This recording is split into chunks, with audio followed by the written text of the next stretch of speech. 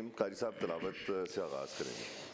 अऊज़ु बिल्लाहि मिनश्शैतानिर्रजीम बिस्मिल्लाहिर्रहमानिर्रहीम वइज़ यरफ़अु इब्राहीमुल क़वाइद मिनल बैति व इस्माईल रब्बना तक़ब्बल मिन्ना इन्नका अंतस समीउल अलीम रब्बना वजअलना मुस्लिमैनि लक व मिन ज़ुर्रिय्यतिना उम्मतन मुस्लिमतन लक व अरिना मनासिकना व तुब अलैना इन्नका अंतत तव्वाबुर रहीम। सदक़ल्लाहुल अज़ीम।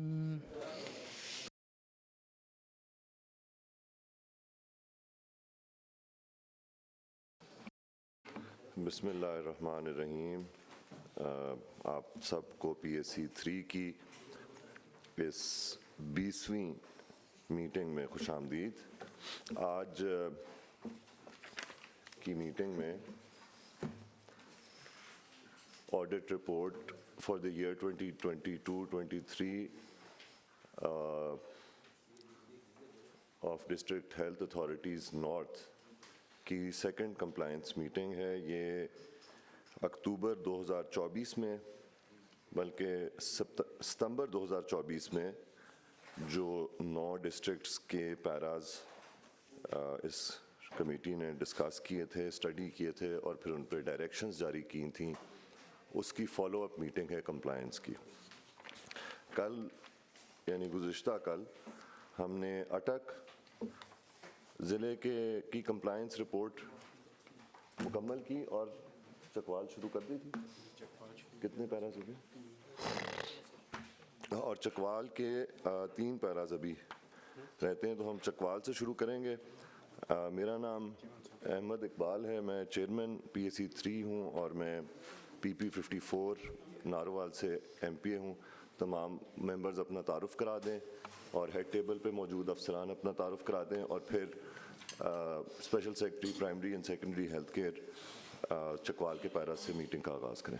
जी, मेरा नाम खालिद वारुन है, भावलपुर से मेरा ताल्लुक़ है, PP 251 मेरा हल्का है। जी, मेरा नाम खान बहादुर डोगर है, PP 100 जिलावाला से मेरा ताल्लुक़ है। अहमद लगारी जी, PP 291 DG खान। फ़तेह खालिक मंदियाल, PP 84 Khushab ji. Abdul Aziz Khan दरिशक, Rajanpur, PP 295 ji. Ji, Rana Mohammad Arshad, MPA PP 133 Nankana Sahib, chief whip Punjab assembly. Hamida Waheeduddin, MPA W320। Chaudhry Mohammad Tariq Gujjar, PP 63 Gujranwala city. Sana Munir, director audit Lahore. Barikullah Khan, special secretary development and finance, primary health care department. Mian Shafiq sir, director audit Lahore region. Masood Ahmad, director general audit local governments Punjab north. Sir Abdul Samad, additional secretary finance department.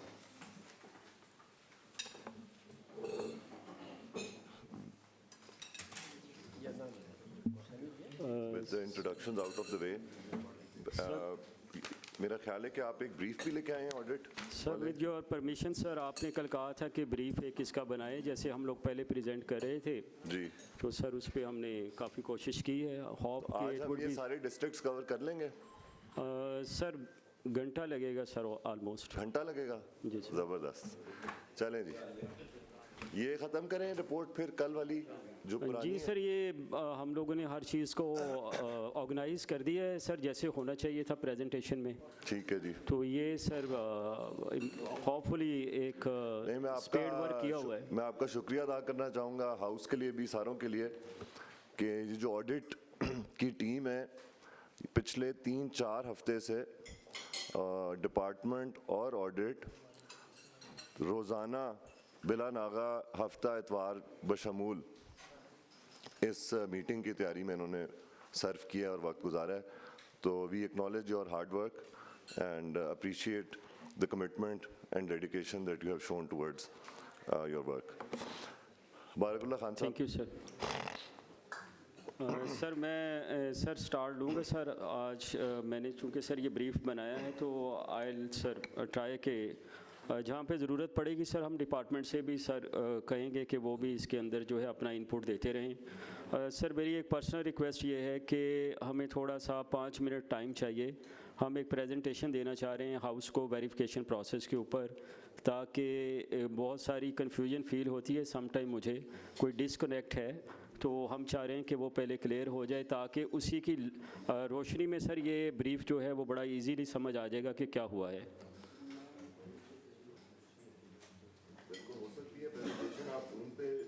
Zoom पे file share लगा लें, उधर से भी बाकी भी देख सकते हैं, इतना इशू नहीं है उसमें। जूम के अंदर से आप फाइल ओपन करके ताकि वो पार्टिसिपेंट्स वहाँ पे भी देख लें, यहाँ पे भी देख लें। जी sir.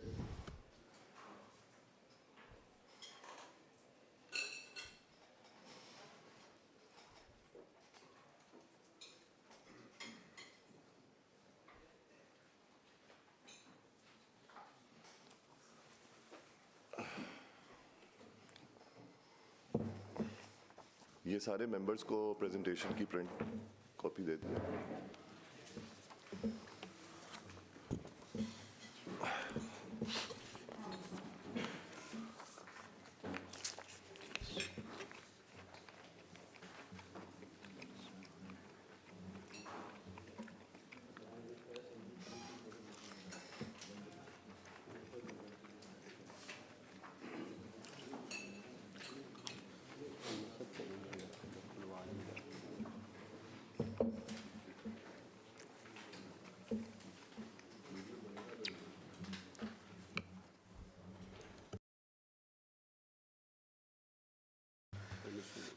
May I start, sir?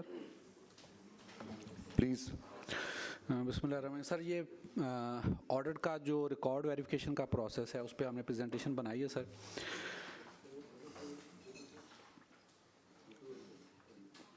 Kindly तीसरी स्लाइड पे ले आएँ। कौन? तीसरे पेज पे जी, अगले पेज पे, नेक्स्ट पेज प्लीज। सर ये पूरा वेरिफिकेशन प्रोसेस जो है उसको हमने फ्लो चार्ट की शक्ल में यहाँ पे उसका दे दिया है रिकॉर्ड वेरिफिकेशन का। क्योंकि ये थोड़ा बड़ा चार्ट था तो इसको हमने 2 हिस्सों में फर्दर ब्रेक किया है सर। मैं नेक्स्ट स्लाइड पे काइंडली ले जाएं सर, ये अभी हो जाएगा। Next slide please. इसको 2 हिस्सों में सर ब्रेक कर दिया, उसमें ज़्यादा इजीली ये रीडेबल होगा। सर वेरिफिकेशन का जो प्रोसेस है वो स्टार्ट होता है सर जैसे ही हमें पीएससी का शेड्यूल इशू हो जाता है। उसके बाद सर एडमिनिस्ट्रेटिव डिपार्टमेंट के साथ डिस्कशन के थ्रू वेरिफिकेशन का जो शेड्यूल है वो दिया जाता है फॉर्मेशंस को। लाइक चाहे वो डिस्ट्रिक्ट हेल्थ अथॉरिटीज़ हैं या डिस्ट्रिक्ट एजुकेशन अथॉरिटीज़ हैं, तो पहले एडमिनिस्ट्रेटिव डिपार्टमेंट के साथ सर डिस्कशन की जाती है कि जी कौन सी सूटेबल डेट्स हैं जिसमें वेरिफिकेशन की जाए और एसडीएसी किन डेट्स पे रखी जाए।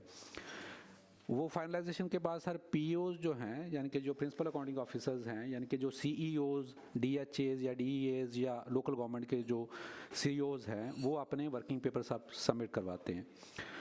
और वर्किंग पेपर सबमिट सर होते हैं रीजनल डायरेक्टोरेट्स के अंदर, और वहाँ पे जो वेरीफाइंग ऑफिसर्स होते हैं, जो ऑडिट ऑफिसर्स हैं सर, उनकी जो नॉमिनेशन है वो डीजी और डायरेक्टर की तरफ से की जाती है कि किस ऑडिट ऑफिसर ने किस फॉर्मेशन की वेरिफिकेशन करनी है, और उसमें भी सर बाकायदा रोटेशन को हम मलहूज़े खातर रखते हैं। और सर जो रिकॉर्ड वेरिफिकेशन है वो फार्मेशन के प्रेमिसेस में नहीं होती, बल्कि वो रीजनल डायरेक्टोरेट ऑफ ऑडिट जो है उसके प्रेमिसेस में या जो डीजी लोकल गवर्नमेंट ऑडिट है उसके प्रेमिसेस में होती है। तमाम जो दफातर हैं जो फार्मेशंस हैं वो अपना रिकॉर्ड वहाँ पे लेके आती हैं। Next please. अब सर उसमें ये लाहौर, गुजरांवाला, अगर हम सर नॉर्थ की बात करते हैं तो उसमें 4 हमारे रीजनल डायरेक्टरेट्स हैं, वहाँ पे वेरिफिकेशन होगी।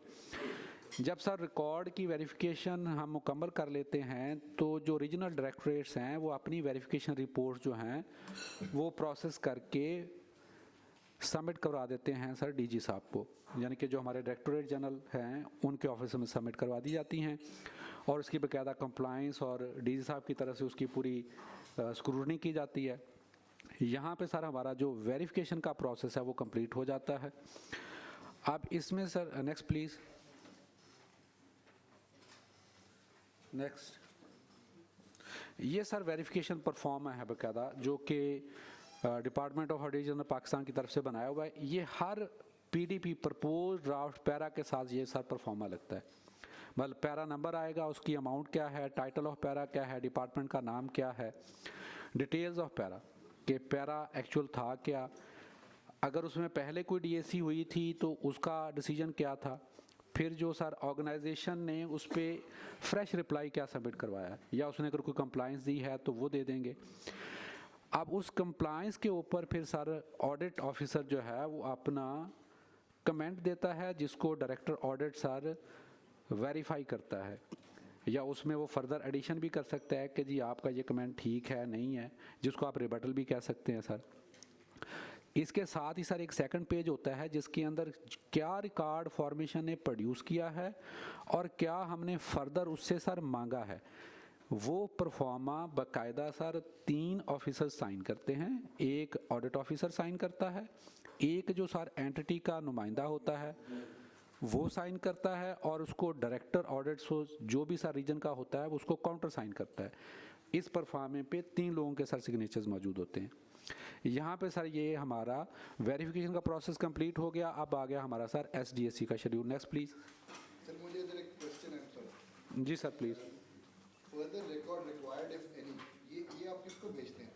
सर ये जो एंटिटी का या फॉर्मेशन का जो भी नुमाइंदा आता है उसी को वहीं पे रिक्वेस्ट की जाती है। से फॉर एग्जांपल सर मैं एग्जांपल एक देता हूँ कि वो अगर कहते हैं जी हमने ये रिकवरी करवा दी है, हम ये कहते हैं कि जी आप डीओ से डिस्ट्रिक्ट अकाउंट ऑफिस से इसकी हमें अटेस्टेशन करवा दें। अगर वो नहीं लेके आया, अगर लेके आया तो फिर तो नहीं मांगेंगे, अगर लेके आया हुआ है हमें कोई फर्दर चीज़ चाहिए तो हम उसी को कहते हैं कि भाई ये जी उसी जो नुमाइंदा आया होता है सर उसी को कहते हैं कि ये फर्दर 2 या 3 डॉक्यूमेंट्स हमें और दे दें सर, और वो उसी टाइम पर उससे साइन करवाए जाते हैं कि हमें चीज़ें चाहिए।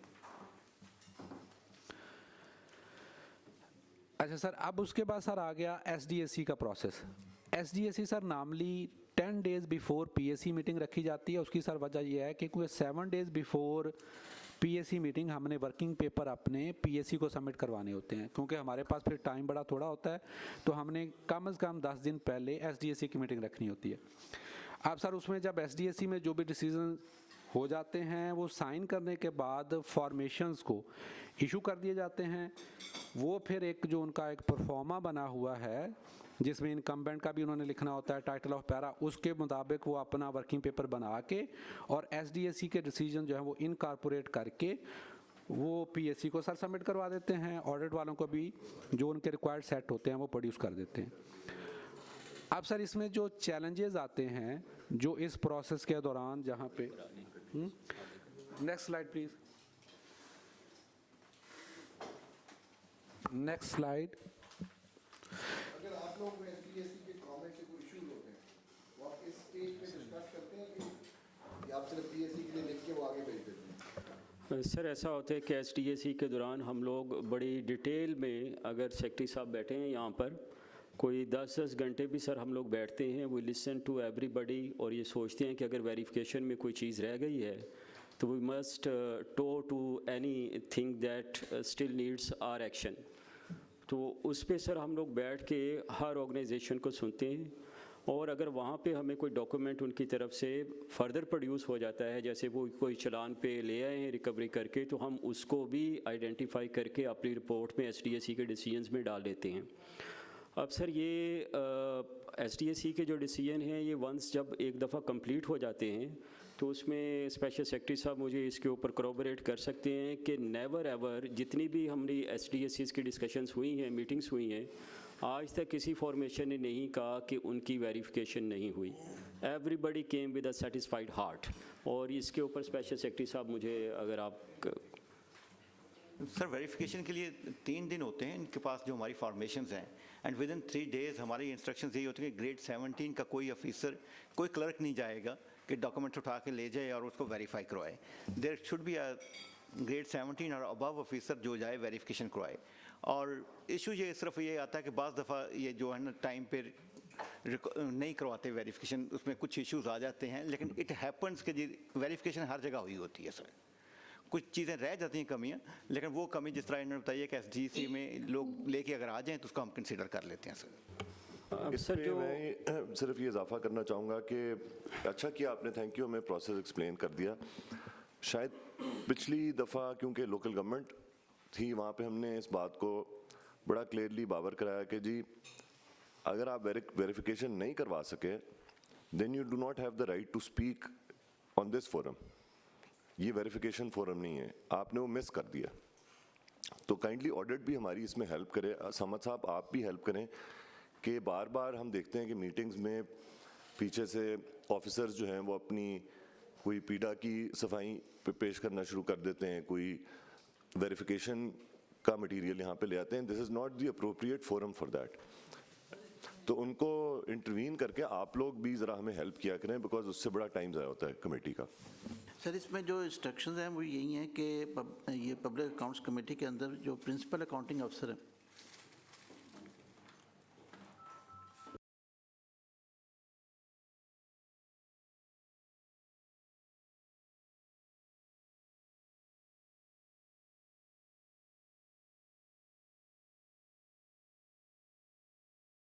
सर इसमें इंस्ट्रक्शन यही है कि पब्लिक अकाउंट्स कमेटी के अंदर प्रिंसिपल अकाउंटिंग अफसर पर्सनली अपीयर होंगे और वो ही जवाबदेह हैं PSC को, और वो अपनी असिस्टेंस के लिए अगर किसी ऑफिसर को साथ लाना चाहें तो वो अलाउड है, और उनकी परमिशन के बगैर कोई ऑफिसर यहाँ PSC में बात नहीं करेगा, वो भी चेयर की इजाज़त से। ये है प्रोसीजर। सर में अकाउंटेबल प्रिंसिपल अकाउंटिंग अफसर ही हैं। सर इसमें हम लोग जैसे ये चैलेंज इस स्लाइड में दिखा रहे हैं सर, होता ये है कि जब 10 दिन पहले SDAC हो गई उस वक़्त लोग थोड़ा सा जो हमारा एक जनरल एटीट्यूड है to keep the things putting off till tomorrow, this attitude continue to lead the organisations formations their CEOs, and when the PSC is quite at hand, so at the 11th hour they come with their new progress and they start sharing in the PSC. And during the SDAC meeting, since that has not been discussed, तो हमारे लिए फिर audit के लिए कोई गुंजाइश नहीं होती हम उस पर कमेंट कर सकें। हमारे एक स्टैंडर्ड प्रोसीजर्स हैं, हमने वेरिफिकेशन मुकम्मल कर लिया है, लास्ट में हमने SDAC में सुन लिया है, अगर वहाँ पे कोई चीज़ प्रेजेंट नहीं हुई तो उस पर sir we are helpless to comment. तो ये सर कल भी ऐसा हुआ, बहुत सारी यहाँ पे इंक्वायरी रिपोर्ट्स जो हैं जो SDAC की मीटिंग के बाद जो हैं डिपार्टमेंट को रिसीव हुई, वो चूँकि यहाँ पे प्रेजेंट होना शुरू हो गई, तो we were aloof to the whole situation because those reports never presented to the audit. Sir जिसमें डी साहब ने भी और स्पेशल सेक्रेटरी साहब ने भी सर काफ़ी डिटेल में बता दिया। सर पहला पॉइंट ही हमारा सर ये है कि अगर 3 डेज़ का सर वेरिफिकेशन का शेड्यूल है, तो अगर 10 फॉर्मेशंस हैं सर, उसमें से हार्डली 1 to 2 फॉर्मेशन जो है वो पहले दिन अपीयर होती हैं। ट्रेंड ये है कि सर नॉर्मली जो है वो जो लास्ट डे ऑफ वेरिफिकेशन है वो लास्ट 11th आवर पे आके हमें वो प्रोसेस जो है वो डॉक्यूमेंट सबमिट करवा दिए जाते हैं। बाकी सर चेयर जिस तरह के क्लियर कर चुकी हैं कि ड्यूरिंग SDAC डिस्कशन भी सर हमें कोई चीज़ अगर दी जाती है तो हम उसको कंसीडर करते हैं। SDAC मीटिंग के बाद सर ऑब्वियसली हमारे पास उसमें क्योंकि कमेंट्स अपडेट करने का हमारे पास उसमें वी आर नॉट एम्पावर्ड कि हम उसको फिर चेंज कर सकें। तो sir this is the whole situation. Thank you sir. शुरू करें जी? जी सर। बोर्ड पे जाएं जी, 1 घंटा है आपके पास। Sir I try my best sir.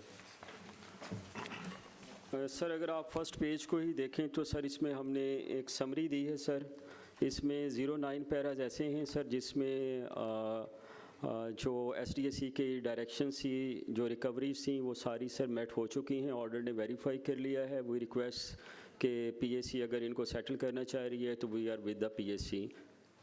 SDAC ने सर इस पे सेटलमेंट कंसिडरेशन का डिसीजंस दे दिए हुए हैं सर।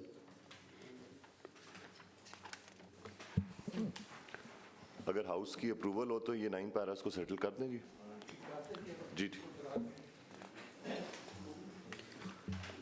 आगे आ जाए जी। Paras in which recovery has been affected but verification of challans from treasury are still awaited. ये रिकवरी के बाद हमने सेटल किए ना पैराज? जी सर इसमें टोटल सर रिकवरी हो चुकी थी सर, 5.9 मिलियन की सर रिकवरी हुई है सर इन पैराज में जो हम सेटल कर रहे हैं। इसके अलावा जो और डायरेक्शन सी PSC की सर वो भी टो हो चुकी हैं। तो ये 9 पैराज जो हैं हम लोग सर इसको laying for this forum to settle down, sir. इसके बाद सर दूसरे नंबर पे अगर आप देखें तो सर ये 2 पैराज ऐसे हैं सर जिसमें हमारे पास सर चकवाल का और जेलम का। जी सर, इसमें सर हमारे पास चालान तो आ चुके हैं सर, लेकिन चूँकि हम ऑडिट में काम कर रहे हैं सर, हमें बहुत सारी जगहों पे जाली चालान्स भी देखे हैं। हमारा एक्सपीरियंस रहा है फिगर्स को चूँकि बाज़ टाइम फज भी किया जाता है, तो जब तक डीओ से वो हमें उसके काउंटर सिग्नेचर नहीं करवा के देते तो we do not believe in the authenticity of the document presented to audit. तो ये सर हमें ऑलमोस्ट इसमें इन्होंने हमें दिखा तो दिए हैं, तो मेरी ये रिक्वेस्ट है सर इस पे अगर PAC जो है ये डायरेक्शन दे दे कि वेरिफिकेशन के साथ इसको सेटल कर दिया जाए, settle to with the recommendation कि सब्जेक्ट टू वेरिफिकेशन इसको सेटल कर दिया जाए sir. It seems reasonable to settle these paras upon verification. ठीक है जी सर, आगे चलिए जी। साथ साथ हमें बताते रहना, हमें अच्छा लगता है जब आप बताते हैं कि जी आपने यहाँ पे 26 मिलियन की रिकवरी करवाई है। सर ये इस पैरे तक मैंने सर इसको रखा था, पुट ऑफ कर रहा था। ये सर पार्शियल रिकवरी है, इसमें सर अगर आप पहले पेज पे देखें तो सर ये कोई 18 केसेस हैं सर ये। ठीक है। इन 18 केसेस में PAC की डायरेक्शन सी कि जो रिमेनिंग अमाउंट ऑफ रिकवरी है वो आप करवाइए। इसमें सर 26.939 मिलियन जो है वो सर रिकवर हो चुका है। इसमें आप देखें बड़ी मज़ेदार चीज़ है, जो आपने पहले ड्राफ्ट पैराज हमें थीमेटिकली प्रेजेंट किया ना, जब हम इन पैराज को स्टडी कर रहे थे, और अब हम उनके स्टेटस वाइज उनको क्लब कर रहे हैं, तो आप देखें कि तकरीबन वो तमाम थीमेटिक जो एक थीम के पैराज है ना, वो तकरीबन एक ही कैटेगरी में कंप्लायंस की हवाले से भी। ये बड़ा इंटरेस्टिंग है कि ये ओवर पेमेंट्स जो हैं वो वहाँ पे आपकी हो रही हैं रिकवरीज। तो बेसिकली देखा आपने ये? जी सर, ये इसी थीम के ऊपर सर हम लोगों ने इसको क्लब किया है सर, और सर हम लोग ऑडिट में काम कर रहे हैं कई सालों से सर, लेकिन मैं यहाँ पे डिपार्टमेंट को सर अप्रिशिएट करना भी चाहूँगा कि PAC के और ऑडिट के सर जो कोशिश थी उस पर डिपार्टमेंट ने बड़ा अच्छा रिस्पांस दिया है, और सर ये सारी चीज़ों में बड़ी फास्ट रिकवरी हम लोगों ने देखी है। और अब बजाय इसके कि ये इंस्टॉलमेंट्स में रिकवरी करते, थोड़ा सा इसका क्रेडिट डिस्ट्रिक्ट नारोवाल को भी जाता है, क्योंकि स्पेशल सेक्रेटरी भी डिस्ट्रिक्ट नारोवाल से और सेक्रेटरी भी डिस्ट्रिक्ट नारोवाल से और चेयरमैन भी डिस्ट्रिक्ट नारोवाल से। अच्छा सर, इसमें मैं कंफर्म करना चाहता हूँ, ये जो हम पैराज सेटल कर रहे हैं डी साहब, ये जो पैराज हम सेटल कर रहे हैं, इसमें जो इंस्ट्रक्शन थी PAC की वो सिर्फ रिकवरीज थी या कोई करेक्टिव मेजर्स भी हमने सजेस्ट की थी उसमें, और अगर की थी तो उनका क्या स्टेटस है? सर ये जो रिकवरीज के पैरास हैं सर, इनके हर पैरे के आगे जो है सर वो डिटेल लिखी हुई है सर।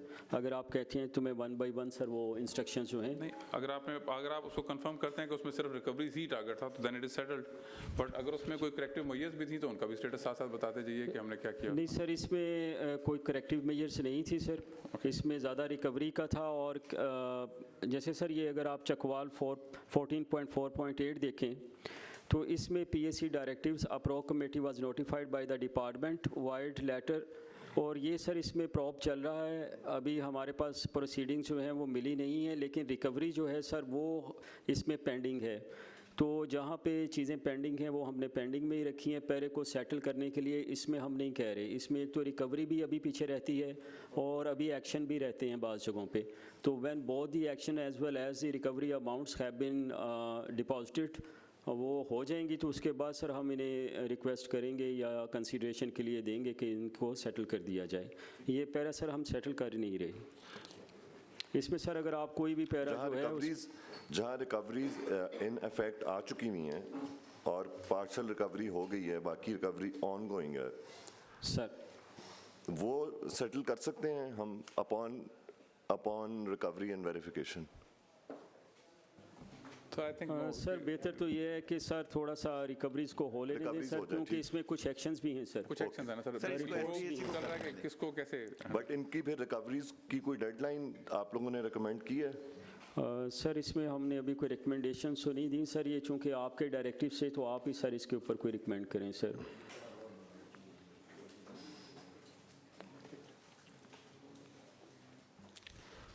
सर हमने जो मतलब जहाँ पे थोड़ी अमाउंट की रिकवरी है उसमें ये कहा कि चलान 32A पे जमा करवा दें सर, करवा दें। तो वो हम उस पर फॉलो अप कर रहे हैं। That is clear cut instructions to all DHs कि उसमें हमें मतलब 1 मिलियन तक है और 50 लोग हैं मिसाल के तौर पे, तो ये उन्होंने आखिर लिए हैं पैसे और 50-50 हज़ार रुपया जमा कराएं, तो they should not doing it through the salary slips के जो 2 साल प्रोसेस चलता रहे, वो उसको फ़ौरन इसको चलान फॉर्म जमा कराएं। ये इंस्ट्रक्शन सर हमने क्लियर कट दे दी हुई हैं सर। मैं याद दिलाता चलूँ, कुछ जगहों पे हमने डिस्कस किया था कि एक चोरी हुई तो जब पकड़ी गई तो चोरी का माल वापस कर दिया गया, तो इज़ इट सफिशेंट, क्या ये एनफ है? तो हमने फिर उसमें ये डिसाइड किया था कि नहीं, जहाँ जब तक हम उन रास्तों को बंद ना करेंगे, उन लोगों को पनिश नहीं करेंगे, तो ये एग्जांपल सेट नहीं होगी। वो पैराज जिसमें सिर्फ रिकवरी की बात नहीं है, नेग्लिजेंस या इंटेंडेड जो प्री मेडिटेटेड कॉन्स्पिरेसी के तहत ये किया गया, वहाँ पे हमने ये फैसला किया था, शायद अगर मैं गलत नहीं हूँ, क्या उसको प्रूव करके उन लोगों को भी फिक्स किया जाएगा।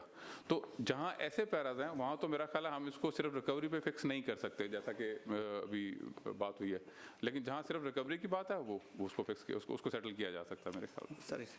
सर इसमें अर्ज ये है कि जो सर अभी SDAC लेवल पे जब हमने कहा कि कुछ प्रोब्स हमारे पास नहीं पहुंचे थे, हमारे उसके बाद आ गए sir we have recommended in large number कि उनके खिलाफ पीडा इंक्वायरी की जाए और रिकवरी की जाए। ये तमाम इंस्ट्रक्शंस जो हैं सर मतलब 1-on-1 हुए हैं, वो अभी SDAC ने कंफर्म करने हैं।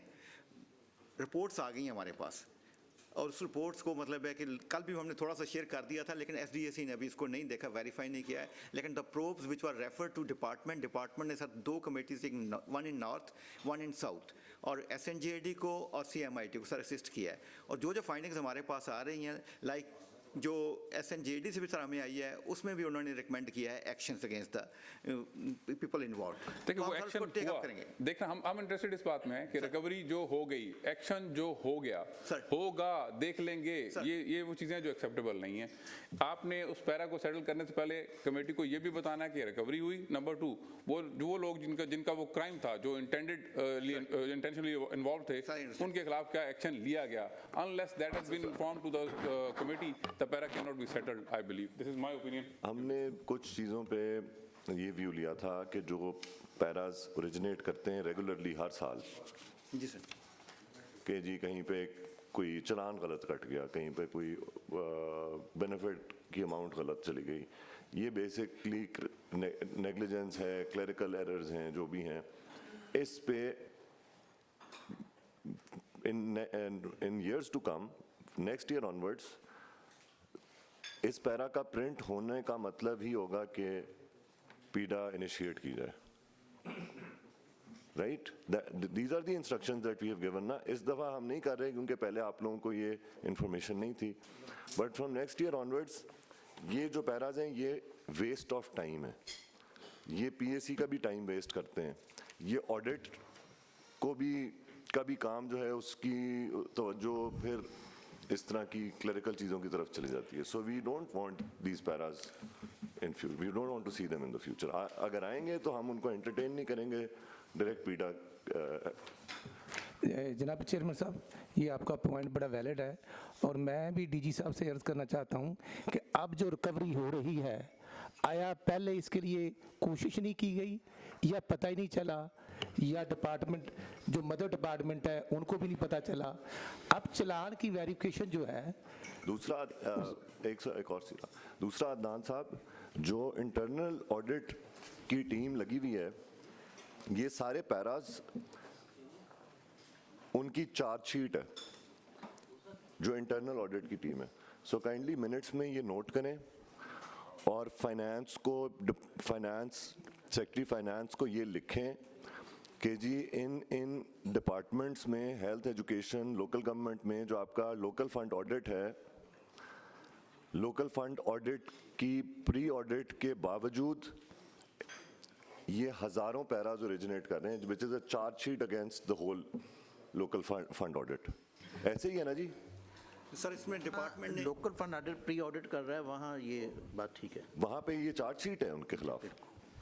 सर डिपार्टमेंट ने ये लेटर लिख दिया है बाकायदा सेक्रेटरी फाइनेंस को इस चीज़ पे सर कि जहाँ पे हमारे डिस्ट्रिक्ट अकाउंट्स ऑफिस में बिल क्लियर होते हैं देखें ना, और फिर बजट तो- नहीं है, ये सर हमने लिख दिया है, लिख दिया आपने? सेक्रेटरी एफडी को लिख दिया हुआ सर। ये हम पीएससी की तरफ से भी नोट लिखें जी और इसको मिनट्स में करें लिस्ट। लेट्स मूव जी प्लीज। सेक्रेटरी साहब वो ये है कि इस पैरा में जैसे एक पैरा है उसमें लिखा हुआ है कि वो पेंडिंग है due to black listing of a firm, वो उसमें तो आपको एक मिनट ब्लैक लिस्ट करें फर्म को जान छूट जाएगी, वो लंबा क्यों कर रहे हैं आप? सर उसका एक प्रोसेस हमने पेपरा को लिखना होता है सर उसको ना, तो पेपरा डिसाइड्स दिस। नो बट वो फिर आपने लिख दिया है, प्रोसेस सर इनिशिएट करना होता है। देखिए आपका इसमें जवाब है 3 letters sent to defaulted contracts, no progress shown in respect of blacklisting and recovery of outstanding dues. The para was kept pending for blacklisting of the firm and recovery of the amount. तो ये तो मतलब कि इसमें तो इतना time नहीं लगना चाहिए।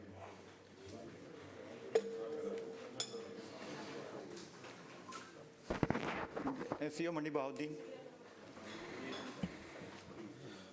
जी बताएं।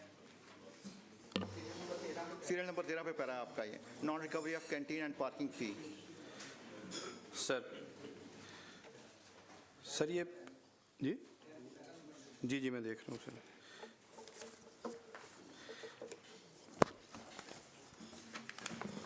ये मंडी बहाउद्दीन वाले पैरा में हमने ये भी कहा था कि इसमें प्रो फिक्स किया जाए कि इन कॉन्ट्रैक्टर्स को किसकी इमा पे फेवर दी गई थी। अगर याद हो आपको कि ये एलिजिबल नहीं थे, they were given a favour, so there should also be, क्या है मिनट्स में क्या लिखा हुआ है जी 5.4.10। ये सर 2.898 की मिलियन की रिकवरी थी सर,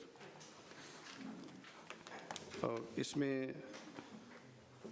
जो डैक का डिसीजन था मंडी बहाउद्दीन सर, उसमें सर 7,30,000 इन्होंने कहा था कि इफेक्ट डिपार्टमेंट ने रिकवर कर लिया है, लेकिन STAC में ये प्रूव नहीं हुआ सर। तो ये पैरा सर अभी उसमें पेंडिंग में था, तो उसमें PSC की डायरेक्शन थी कि इसको प्रोब करके इसको ब्लैक लिस्ट किया जाए कंपनीज को। तो इनको सर नोटिस जा चुके हैं सर, और आखिरी नोटिस के बाद पर इनको सर ब्लैक लिस्ट का प्रोसेस स्टार्ट कर दिया जाएगा सर, और डी साहब के थ्रू इसकी रिकवरी जो है वो रेवेन्यू डिपार्टमेंट के थ्रू करेंगे सर। सर रिकवरी की अमाउंट का प्रॉब्लम नहीं है, अगर आप इसको ब्लैकलिस्ट नहीं करेंगे तो ये चेक कर लीजिएगा और इसको फर्दर कॉन्ट्रैक्ट्स ना दे रहे हो आप लोग। सर ये आखिरी नोटिस के बाद इसको इंशाल्लाह ब्लैकलिस्ट करा देंगे अब सर। ये देख लीजिएगा, बाकी तो हमें रिकवरी अमाउंट तो इसमें 20 लाख ही है सर रिकवरी भी हो जाएगी इंशाल्लाह सर। बात कर रहे थे सर सीओ मंडी सर, इसमें साथ में प्रोब भी करें जी डिपार्ट सर इस केस में। सर ये पूरे 18 पैरास मेरा ख्याल सेटल तो नहीं हो सकते जब तक इसका कंक्लूजन ना हो जाए, तो इसको तो पेंडिंग करना पड़ेगा। आगे आ जाए जी, मेन जो हमारा है this is paras in which CMIT और S&GAD रिपोर्ट्स आर अवेटेड। अब सर ये जो 15 पैरास हैं सर, ये सारे अंडर प्रोग्रेस हैं सर, अभी nothing is final, nothing is to be concluded. अब चूंकि अभी ये कल्मिनेट ही नहीं हुए हैं तो हम इस पोजीशन में नहीं हैं STAC में कि इसके ऊपर कुछ बात कर सकते। वी आर वेटिंग कि इसके ऊपर CMIT जो है उनकी जो भी रिपोर्ट आएंगी उसकी लाइट में, उसकी रोशनी में सर हम इन चीज़ों को देखेंगे। तो इसमें सर आपने पहले भी ये सारे पैराज 1 बाय 1 बड़ी डिटेल में डिस्कस कर लिए हुए हैं, तो मेरी तो ये सजेशन है कि CMIT की रिपोर्ट आती है तो उसके बाद सर इसके ऊपर आप फर्दर कंप्लायंस देख लें। सर CMIT की जो है रिपोर्ट, उसकी भी कोई टाइम डेडलाइंस हैं? These are all past due date. All of these inquiries are now past due date. जो हमने टाइम दिया था, हमने सितंबर में इंक्वायरीज ऑर्डर की थी, अब 5 महीने गुजर गए, 90 डेज मैक्सिमम मिले थे। सर मैं इसमें रिक्वेस्ट ये करना चाह रहा हूँ सर, ये मेरे पास पेपर है सर, जो मिनट्स इशू हुए थे सर वो लेटर ऑन इशू हुए हैं, इस पे मज़ीद जो हैं वो स्पेशल सेक्रेटरी जो हैं वो बात बता सकते हैं सर। अदनान साहब मिनट्स कब आपने इशू किए थे? 6 दिसंबर को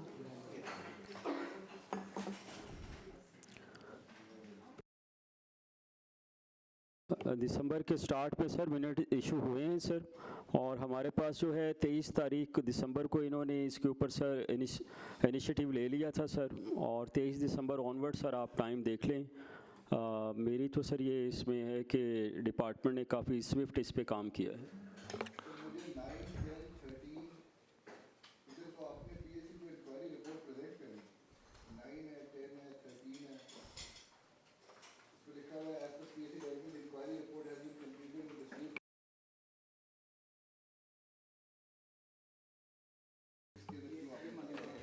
सर एसडीएसी में मतलब है कि उस टाइम पे नहीं कंप्लीट थी, उस टाइम इसमें प्रेजेंट नहीं हो सकी थी। अभी हमारे पास पहुंच गई हुई है सर, लेकिन हम नेक्स्ट एसडीएसी मीटिंग में इसको डिस्कस करके आपके पास लेके आएंगे सर। सर कि पीएससी की डायरेक्टिव के इस पे जो लिखा हुआ है कंप्लायंस में लिखा हुआ है कि आप लोगों ने ये प्रेजेंट करनी है आज, या तो फिर ये गलत लिखा हुआ है। नंबर 9, नंबर 10, नंबर 13, 12, 13, 14, 15, या तो फिर ये टाइपो है या सर रिपोर्ट हमने असेंबली को भिजवा दी हुई है सर, और मतलब है कि लेकिन जो भी रिपोर्ट वहाँ से मतलब हमें एसएनजेडी ने इंक्वायरी करके दी थी तो हमने आपको फॉरवर्ड कर दी। जी सर इंक्वायरी हो गई हुई है, लेकिन उसको हमने एसडीएसी लेवल पे या प्री पीएससी लेवल पे उस टाइम पे। Question to audit is if the inquiry is completed then why are these paras over here? आपने लिखा हुआ है SNJD report is awaited. Sir हमें सर शेयर नहीं हुई है सर ये रिपोर्ट, कोई एसडीएसी के दौरान भी सर ये शेयर नहीं हुई। हमें बताया गया था कि रिपोर्ट जो है कंप्लीट हो गई है, लेकिन एसडीएसी में तो सर हमारे पास वेरिफिकेशन का टाइम नहीं होता, वो तो हम वहाँ बैठे होते हैं। वेरिफिकेशन प्रोसेस के अंदर अगर ये हमें प्रेजेंट करते तो हम उसको देखते, उसके एनेक्शंस देखते, उसकी देखते कि डेटा एनालिसिस क्या है। तो इन चीज़ों के लिए सर ऑडिट को भी टाइम चाहिए सर, प्रॉपर वेरिफिकेशन होगी सर। क्या पीएससी के जो डायरेक्टिव फोकस कीजिए, ये रिपोर्टें हैं किधर अभी? Where are they? सर इसका प्रोसेस ये होता है कि जब आपने सीएमआईटी को रिपोर्ट लिखी है मेंबर इंक्वायरीज को, वो आपको सबमिट करेंगे पीएससी को। फिर आपके पास आ गई हैं अदनान भाई? आपके पास आ गई? आपके पास आ गई हैं ये रिपोर्ट्स? सर एक रिपोर्ट सिर्फ अभी हमारे साथ व्हाट्सएप पे शेयर हुई है, जो मेंबर इंक्वायरीज एसएनजीडी ने किया, फॉर्मली नहीं आई। लास्ट वर्किंग जी वो सर आपको सबमिट हो जाएगी पीएससी में। फिर आप इस मीटिंग में उसको एडी को, एडमिनिस्ट्रेटिव डिपार्टमेंट को डायरेक्शन देंगे कि इसकी एग्जामिनेशन करके नेक्स्ट मीटिंग में हमें इसका रिजल्ट बताया जाए।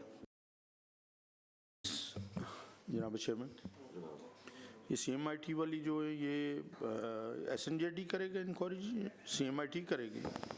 कुछ इंक्वायरीज हमने काफ़ी बल्क थी वो सीएमआईटी को दी थी, 2 इंक्वायरीज हमने एसएनजेडी को दी। सीएमआईटी की कोई भी अभी तक हमें रिसीव नहीं हुई है।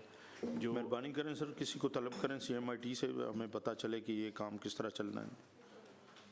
ये तो इस तरह तो ये 4-4 महीने से अगर इंक्वायरी वहाँ पेंडिंग पड़ी रहे तो फिर तो काम कोई नहीं चलना।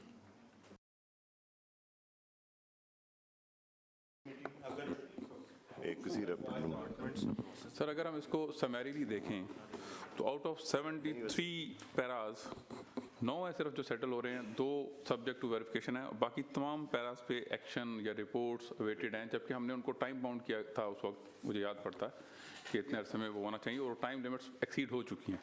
तो अगर हम परसेंटेज वाइज देखें तो शायद ये 12-14% पैराज हैं जो सेटल होने की तरफ जा रहे हैं, बाकी तो शायद पेंडिंग है। तो ये तो इस तरह फिर इस सारी मेहनत एक्सरसाइज ज़ाया जाएगी, इसका कोई फ़ायदा नहीं होगा। जनाब चेयरमैन साहब, मेरी गुजारिश ये है कि सीएमआईटी वाले जो हैं उनको, एक हमारे भाई हैं, उनको ज़रूर लेटर लिखा जाए, उनसे रिपोर्ट मंगाई जाए और उनको टाइम लिमिट सर दिया जाए, ताकि ये सारा प्रोसीजर जो आप कर रहे हैं। अदनान साहब एक बात, ये जो दिस इज़ वेरी फ्रस्ट्रेटिंग कि अगर आपने मिनट्स चलें दिसंबर में भी लेट हो गए। आई डोंट थिंक मेरा ख्याल है हमने 30 डेज़ की दी नहीं थी सबको, 15 days, 13 days, 30 days. So kindly अभी आज की डेट में थ्रू स्पेशल मैसेंजर सीएमआईटी और एसएनजीएडी को नोट भेजें कि जी आज पीएससी की मीटिंग में, कंप्लायंस की मीटिंग में अराउंड 18 पैराज, और ये सारे सिग्निफिकेंट पैराज हैं। इसमें एक 200 मिलियन का पैरा है वो स्प्लिटिंग का, इसमें 20 मिलियन के बड़े बड़े पैराज हैं। और ये असल वो केसेस थे जो हमने इंक्वायरी के लिए सेट किए थे। सर CMIT और SGD के 15 हैं शायद। इनको कल इनसे कहें कि जी ये अपनी स्टेटस रिपोर्ट लेके आएँ पीएससी में प्लीज। अगर इजाजत हो तो और एक हमारे रिप्रेजेंट साथ सर होना चाहिए हमारी और पीएससी एक में उनका, हमारा representative, बिजनेस हाँ, उनके पास जाता है ऐसे ठीक बात है। 50%, तो परमानेंट एक उन्हें कहें कि उनका रिप्रेजेंट हो, जो उनका नुमाइंदा होने से हमारा काम एक्सपेडाइट हो जाए, अदरवाइज तो ये इसी तरह डिले टैक्स में चलता रहेगा। Sir I would like to add something. ये बहुत अच्छी तजवीज़ है जी। चूँकि अब अगर हम CMIT और SNGAD की बात करते हैं तो सिर्फ 25% पैराज हैं जो उनका एक्शन अवेटेड है, जिसमें रिमेनिंग 75% जो पैराज हैं वो हैं जिसमें डिपार्टमेंटल रोल है जो कि उन्होंने करना था, कंप्लायंस का या एडमिन डिपार्टमेंट ने करना था। हम वो 25% की बेस पे इन 75% को इग्नोर नहीं कर सकते। ये 75% का अगर हमारे पास कंप्लायंस नहीं आई तो वो क्यों नहीं आई, दिस इज़ द क्वेश्चन। ठीक है, CMIT और SNGAD को हम लिख देंगे, बाकी का क्या होगा सर, जो कि डिपार्टमेंटल इशू है। सर डिपार्टमेंटल लेवल पे जो प्रोब्स है सर 9 हमने नॉर्थ में सर मतलब है किए हैं और 9 साउथ में किए हैं सर। रिपोर्ट आ गई हुई है सर, वो सर हम आपको भेजनी है सर। 73 -20 -18 बाकी जो -18 -9 ये बन जाते हैं तकरीबन 50-55 पैराज। तो ये 55 पैराज जो डिपार्टमेंट ने करने थे उसमें से आप कह रहे हैं कि कुछ की रिपोर्ट आ गई है, कुछ की नहीं आई। 18 को डिपार्टमेंट को कहा गया था। Again 40 are still pending. वो कहाँ गए, वो उसका क्या होगा, डिपार्टमेंट क्या कर रहा है इस पे? सात जो पैराज थे उन पे पीडा इंक्वायरी इनिशिएट होनी थी, वो इनिशिएट हो गई हुई है सर।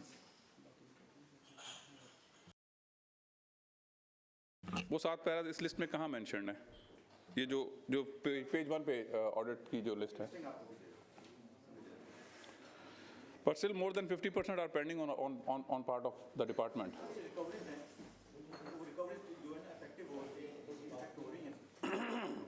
नहीं सर, उसमें लगा paras in which action is awaited from admin department 5 हैं, paras in respect of employees due to irregular upgradation 18 हैं, paras in which reverification of record was conducted in compliance with PSC ये 5 हैं। तो ये इनका conclusion क्या है हमारे पास? क्या हमारे पास आ गया? फिर अगर आ गया और ये सारा कुछ हो गया तो फिर सेटलमेंट के लिए ऊपर लिस्ट में क्यों नहीं आ रही है? इट मीन्स कि देयर इज समथिंग रॉन्ग, ये सेटल नहीं हो पा रहे अभी। सर ये अभी सेटल नहीं हो रहे सर, इसको हम 1 बाई 1 अगर आप कहते हैं तो ये जो रीवेरिफिकेशन के लिए हमें कहा था उसका स्टेटस सर हम बताते हैं, इसमें डिटेल लिखा हुआ है सर। इसमें जो चीज़ें हमने देखी हैं वो भी रहती हैं, एक्शन रहता है, कंप्लीट नहीं है, और उस पर हम सर अपना स्टैंड लिखा हुआ है। Agreed, I agree with you, but this was on the part of the department कि उन्होंने ये कंक्लूड करना था। तो अगर कंक्लूड गिवन टाइम में नहीं हुआ तो मैं उसकी रीज़न जानना चाहूँगा कि क्या है, और आपको मज़ीद कितना वक्त चाहिए इसको कंक्लूड करने के लिए। This is my point basically. Sir इसमें हमारी तरफ से सर प्रोब तो तकरीबन कंप्लीट हो गई हुई है सर, लेकिन यह है कि इसको हम विदिन 2 वीक्स हम कर सकते हैं सर इसको। जनाब चेयरमैन, इस पे आप कुछ रोशनी डालिए कि नहीं पहले सफिशिएंट टाइम दिया गया है। सर हर मीटिंग में अगर अगले दो हफ्ते का मतलब है 3 महीने, क्योंकि इनकी बारी अगले 3 महीने के बाद आएगी। सर इसमें this is something which is sir with the request कुछ आपके पैराज तो ऐसे हैं ना जिनमें रिकवरीज ऑन गोइंग है सर। वो ऑन गोइंग शायद इसलिए होंगी क्योंकि वो सैलरी से डिडक्ट हो रही हैं, वो आपके हाथ में नहीं है सर। तो आसिफ साहब उनको भी आप उसमें काउंट कर लेना, थोड़ा काम हो जाएगा। सर इसमें जो 7 इंक्वायरीज का है वो 7 इंक्वायरीज मेरे पास आ गई हैं सर। अच्छा, फिर इसमें ये वेरिफिकेशन वाले सेटल हो गए सर। ये 7 पैराज जो है ना, जो जिनके ऊपर हमने इंक्वायरी इनिशिएट की हुई है वो सर, उसमें गुजरात का एक है, हाफिजाबाद के 3 है सर, नारोवाल का एक है, सियालकोट का और फैसलाबाद का एक है सर। अगर आप कहते हैं तो सर मैं उसको मतलब नंबर्स भी आपको बता देता हूँ कि कौन कौन से पैरे हैं सर। वो 7 जो है ना डिपार्टमेंट ने पीडा इंक्वायरी शुरू कर दी हुई है सर। आपके पास 15 डेज हैं, जो डिपार्टमेंट के पास चीज़ें हैं आप 15 डेज में पॉजिटिवली इन राइटिंग, आज से आपने मिनट्स का वेट नहीं करना, the counting starts tomorrow, so you have 15 days, please conclude this work before we start studying a new report. That's correct. अगर इस तरह हम चलते रहे, पीछे खिलारा पड़ा रहा, कोई फ़ायदा नहीं है. So let's close this in 15 days. Similarly, write to CMIT, SNGAD and ask them to nominate a representative who shall attend all meetings, one from CMIT, one from SNGAD, so that they are with us. वो हमारी pace match करें, उनका लोग यहाँ पे हों तो उनको पता हो कि हम क्या क्या चीज़ें डिस्कस हुई थी और क्या इशू क्या है. जी जी. और DG एंटी करप्शन को भी एक लेटर लिखें कि एक उनका नॉमिनी भी हमारी मीटिंग्स PAC 3 की अटेंड करे. ठीक है, बस. सर ये जो PAC डायरेक्टिव का आपका टाइम होता है 30 डेज या 60 डेज या 90 डेज, ये होता है कि डिपार्टमेंट ने वो रिपोर्ट इतने दिनों में बना के PAC सेक्रेटेरिएट में जमा करानी होती है.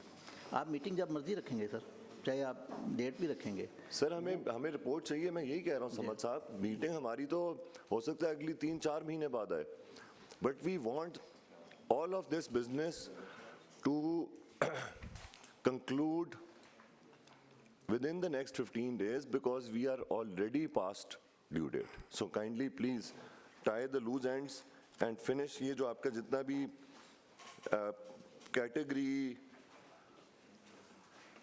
5, 6, 7 और ये 8 में क्या है जी?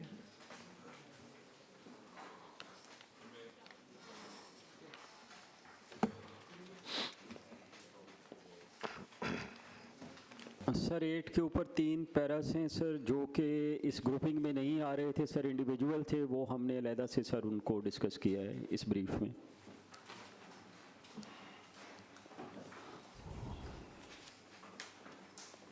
सो फिर तो ये सारे पैरास की मेजॉरिटी पैरास की तो अभी पेंडिंग स्टेट है ना. We don't have the information.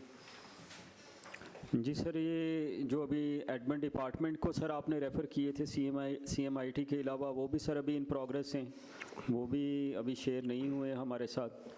और सर रीवेरिफिकेशन के 5 पैरास थे, उस पर अगर आप कहें तो मैं बता सकता हूँ सर उसमें. जी बताइए.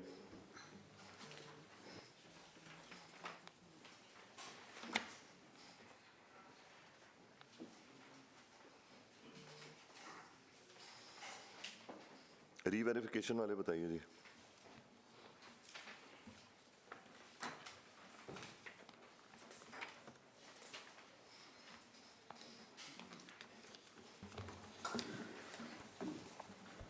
सर ये पहला जो पैरा है sir 14.4.6 sir irregular procurement in violation of PEPRA rules, ये सर 70.027 मिलियन का सर एक पैरा था. PAC ने सर इसमें डायरेक्ट किया था कि रेलेवेंट रिकॉर्ड जो है in support of the departmental contention जो है that is procurement was made after advertisement in newspapers failing which disciplinary action be taken against administrative department. ये सर कल भी पैरा डिस्कस हुआ था सर चकवाल का. इसमें सर आईना जहाँ सिर्फ एक न्यूज़पेपर है लोकल, डिपार्टमेंट ने फॉर्मेशन ने खुद उसी में एक एडवर्टाइज़ किया. इन्होंने पहले हमें कहा कि हमने DGPR को लिखा था तो वो हम आपको लेटर दे देंगे, और DGPR ने उसके बाद एडवर्टीज़मेंट न्यूज़पेपर में दी है. जब हमने इनसे वो लेटर लिया तो उसके अंदर हमें पता चला कि DGPR ने तो इनके ऊपर कोई एक्शन नहीं लिया, और इनका वो जो लेटर था that fell on def years. उसके बाद सर इन्होंने खुद से ही डायरेक्शन ये हैं कि पेपरा के मुताबिक 2 नेशनल डेलीज़ में इन्होंने पेपरा वेबसाइट के अलावा एडवर्टाइज़ करना था, वो दोनों में नहीं हुआ, और सिर्फ एक लोकल जो न्यूज़पेपर है सर उसमें ये हुआ है. ऑर्डर ने इसको वेरीफाई कर लिया है सर, तो we are submitting this para for your consideration, जो आप इस पे डायरेक्शन दें.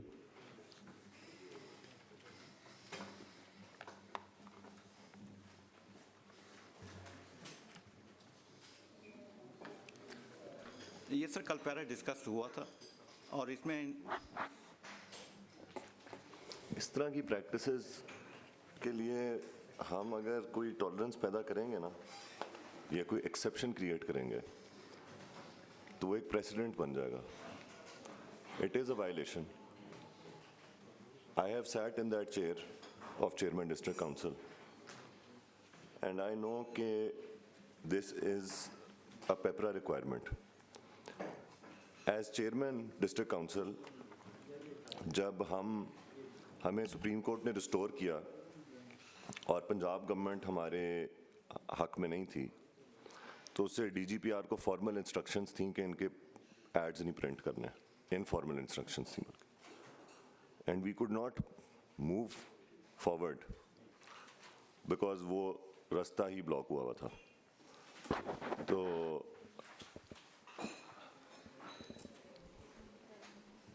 I think there should be some action for this. इस अगर वायलेट करते हैं पेपरा को तो उसकी सज़ा क्या है जी समद साहब? इसकी वो पीडा कार्रवाई है सर हमारे पास, तो वो पीडा एक्ट ही है एक. आपने कर दिया पीडा इनिशिएट? करनी चाहिए. डायरेक्ट ये हुई थी कि इस प्यारा विदिन 7 days CO जो है हमारे DH है इसको या तो वेरीफाई करवाएंगे जी, अदरवाइज उनके खिलाफ एक्शन. बस ठीक. ये चीज़ आगे जी.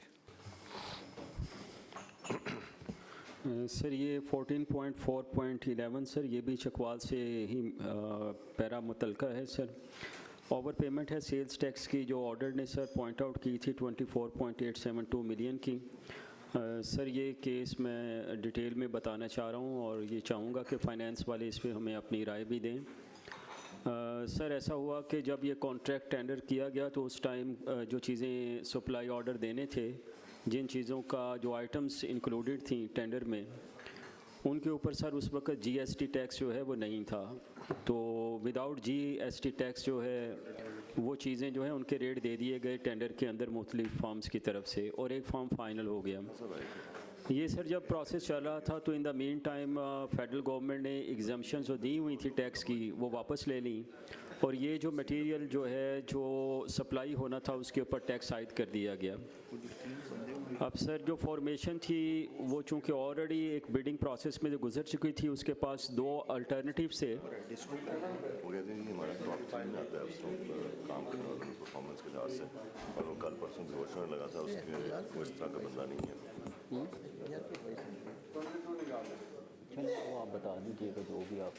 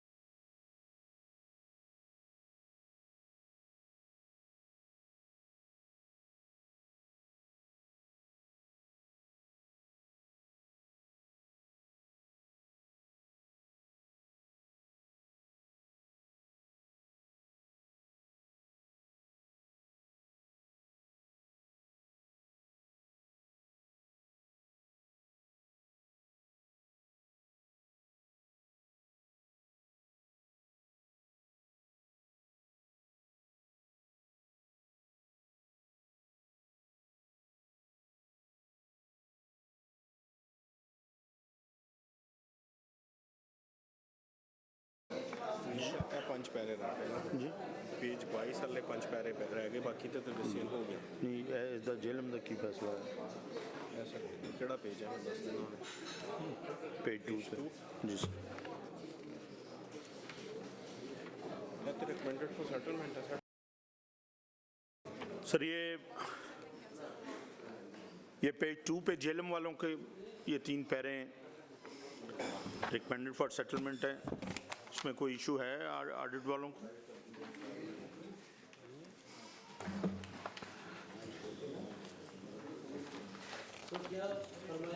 पेज 2 पे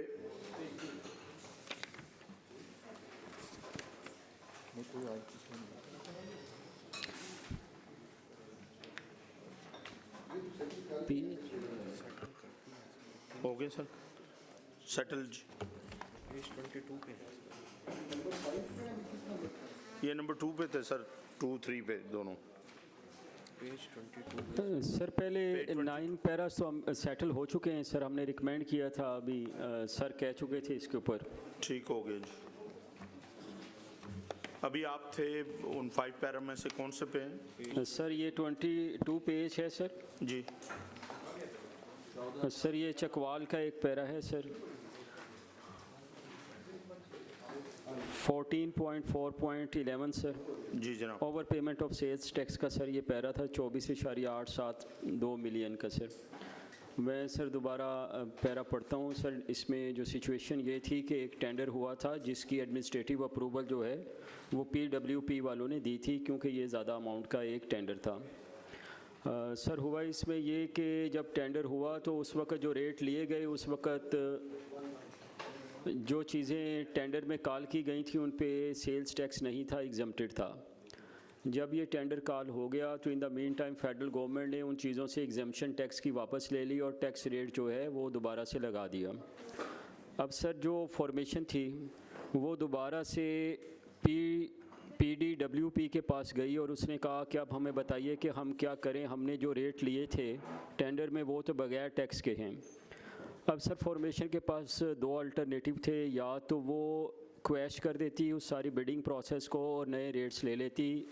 inclusive of the newly imposed GST tax दूसरा सर ये उन्होंने किया कि वो ये जो PDWP जिन्होंने एडमिनिस्ट्रेटिव अप्रूवल दी थी उनके पास चले गए और उनसे कहा जी हमें इसका सलूशन बताएं अब सर PDWP ने उनको ये एडवाइस लेटर की सूरत में इशू की कि वो ये टैक्स जो है रेट वही रखें जिसके ऊपर उन्होंने सप्लाई ऑर्डर लेना है और ये जो टैक्स की अमाउंट है ये डायरेक्टली FBR को आप जो है वो जमा करवा दें तो हम सर फाइनेंस से ये जानना चाह रहे हैं सर इनकी राय चाह रहे हैं जो हमने यहाँ पे प्रपोज़ किया है कि फ़ाइनेंस हमें बताए कि ये जो प्रोसीजर था जो कि एक एडमिनिस्ट्रेटिव अप्रूवल देने वाला डिपार्टमेंट था उसने जो ये कहा कि आप डायरेक्टली जमा करा दें टैक्स जो है तो इस पे सर हम चाह रहे हैं कि फ़ाइनेंस हमें गाइड करे सर उस फोरम में कॉम्पिटेंट फोरम में उनको टैक्स ही देना था FBR को वो दे दिया गया तो उसमें कोई हर्ज नहीं है ये वर्क ऑर्डर होने के बाद अवार्ड होने के बाद अगर कोई चीज़ इन्फोर्स होती है तो वो जो कॉन्ट्रैक्ट आपका ऑलरेडी हुआ है उस पर वो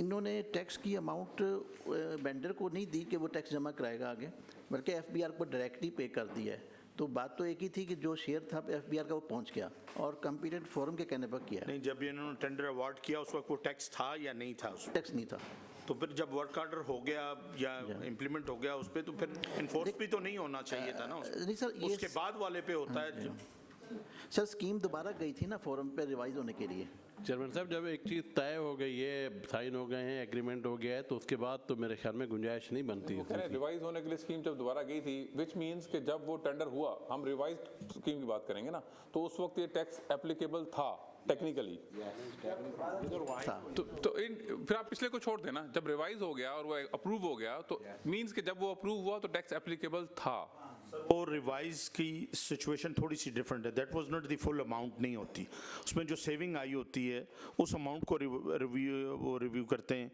उस पे अगर हो तो वो अगर उस वक्त वो इन्फोर्स हो गया हो तो बात यह कि कॉन्ट्रैक्ट है ना जी ठेकेदार और गवर्नमेंट के दरमियान वो तय हो गया उस वक्त एक चीज़ लागू नहीं थी अगर नहीं थी तो जो रिवीजन वाला हुआ उस अमाउंट पे वो लागू होना चाहिए था, फुल कॉन्ट्रैक्ट पे नहीं होना चाहिए था। किसी के साथ भी कोई भी हो, मतलब एक चीज इस मामले में उसमें कोई उस टैक्स की एलोकेशन में कोई रेस्ट्रोपैक्ट आस्ट्रोपैक्ट का तो कोई जिक्र नहीं था ना जी।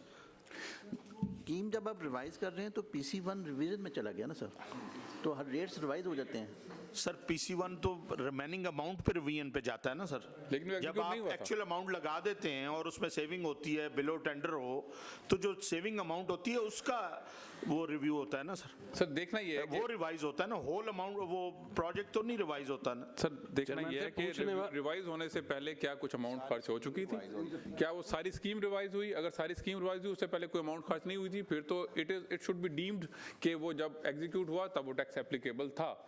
हाँ, अगर वो कुछ अमाउंट्स पहले खर्च हो चुकी थी जैसा कि आप फरमा रहे हैं, तो फिर रिमेनिंग पे एप्लीकेबल था। ये आप वजाहत फरमा दीजिए कि इसमें क्या डिपार्टमेंट का आप सर बता सकेंगे? बता सकते हैं कि ये रिव्यू जो हुआ उसका रिवाइज हुआ एस्टिमेट, ये फुल अमाउंट का हुआ या सेविंग का हुआ था?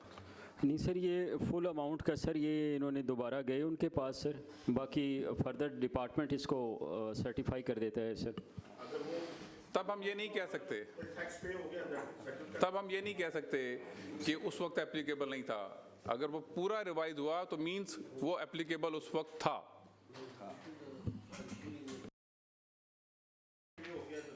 पे चलते हैं settle thank you sir.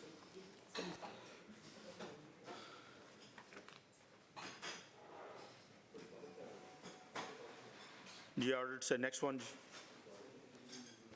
Sir, ये भी नारोवाल का सर पैरा है 4.6.4.4 sir, doubtful expenditure on printing charges 3.267 million का है सर।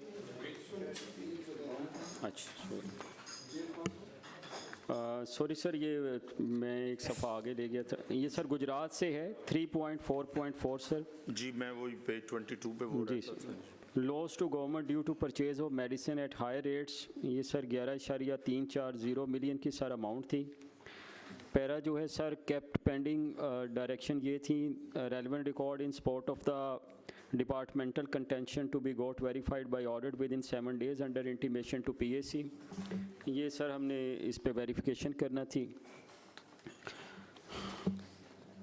सर। इसमें डिपार्टमेंट ने रिकवरी नोटिस जो हैं वो 8.38 मिलियन के जो हैं सर, वो 4 फर्म्स को सॉरी सर 14 फर्म्स को इन्होंने सर इशू कर दिए 30/1/2025 को सर। और आउट ऑफ टोटल अमाउंट जो है सर 11.340 मिलियन जो है सर,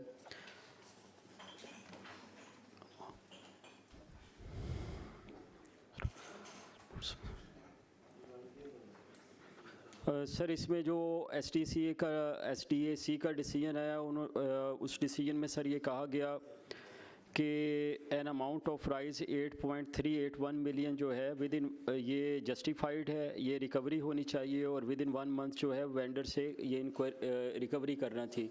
डिपार्टमेंट सर इस पे ज़रा बता दे सर। अब इसमें सर SDC के दौरान हमने CO जो हमारे हैं गुजरात, इनको इंस्ट्रक्शन दे दिया कि विद इन 1 मंथ जो है इसको रिकवरी करें। मेरा ख्याल सर डिसीजन को रिकमेंड नहीं, यहाँ पे बात सिर्फ रिकवरी की नहीं थी सर। यहाँ पे आप ये देखिए कि ये हाई वैल्यू पे जो उसको परचेज किया गया, we were suppose to fix the responsibility as well, why did that happen and who was the person responsible for that and what action has been taken against him.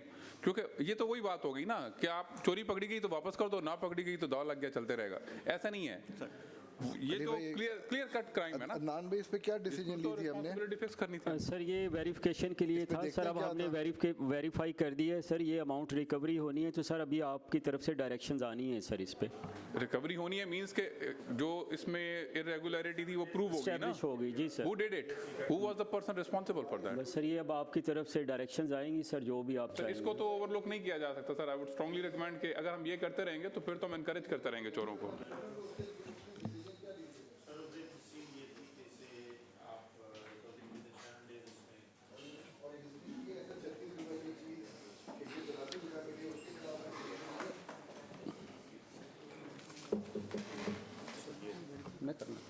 ऐसे तमाम cases में एक general formula हमारा ये था कि the responsibility must be fixed. Excuse me sir, CO health Gujarat sir इस पे बात करना चाह रहा हूँ प्लीज़। सर ये इसमें ये प्रॉब्लम एक थी कि ये जो सर ने अभी बात की है ना कि 36 रुपये का एक इंजेक्शन था वो 186 रुपीज़ में जो है ना सेल हुआ है। तो सर वो इसमें ऑलरेडी जो है ना हमने ऑलरेडी इसकी कंपनीज को नोटिस जारी किए हैं। तो सर उसमें वहाँ पे क्लैरिकल मिस्टेक ये थी कि एक एम्प्यूल की कीमत है 36 रुपीज़ और वो जो हमारे पास कम्प्लेक्ट एक पैकेट आया वो उसमें 5 इंजेक्शन मौजूद थे। अगर वो 36 को मल्टीप्लाई करें वो सेम इक्वल उसी अमाउंट की बनती है। ऑडिट आपने ये वेरीफाई किया है तो फिर आप लोगों की गलती है। सर हमें ये स्टैंड फर्स्ट टाइम सुन रहे हैं सर। हमारे साथ कोई STAC में सर बैठे थे, कोई ऐसी बात शेयर नहीं हुई। ये वेरीफाई हो चुका है। ये रिस्पांसिबिलिटी एक पे जाएगी या ऑडिट पे जाएगी या डिपार्टमेंट पे जाएगी। ये नहीं हो सकता कि कोई सारे प्रीव्यू जमा हो जाएं। ये चीज़ें आज तो वेरीफाई करने की नहीं है, ये तो पहले जितने केस ऐसे फिर आप कमेटी में ले आते हैं।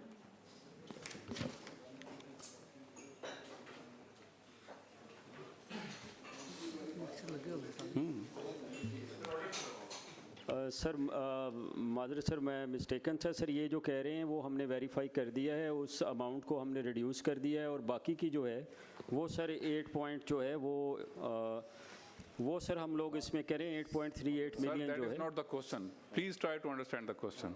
वी एग्री कि आपने वेरीफाई कर लिया, आपने रिकवरी ऑर्डर कर दी। जो बंदा कल्प्रिट था जिसने ये 35 रुपए की चीज़ 185 की दी, जिसका दावा नहीं लग सका, पकड़ा गया और रिकवरी हो रही है, वो कौन था? We need to the responsibility to be fixed. ये तो बड़ा क्लियर कट क्राइम है जो नजर आ रहा है। आप इसको कैसे इग्नोर कर सकते हैं सर? ये कह रहे हैं सर इसमें 11 मिलियन की टोटल आपके पास एक आ गया, आपने एक ऑडिट पैरा हम तक पहुंचाया, फिर वो STAC में गया, हमने कहा इसको रीवेरीफाई करें, उसमें आपने रिकवरी शुरू कर दी। इसका मतलब है कि ये बात साबित हो गई कि वहाँ पे लॉस टू एक्सचेकर हुआ है। अब आप वहाँ पे जो सप्लायर्स हैं जो इस प्रैक्टिस में इन्वॉल्व हैं, उन सप्लायर्स के ऊपर आपने क्या एक्शन लिया है?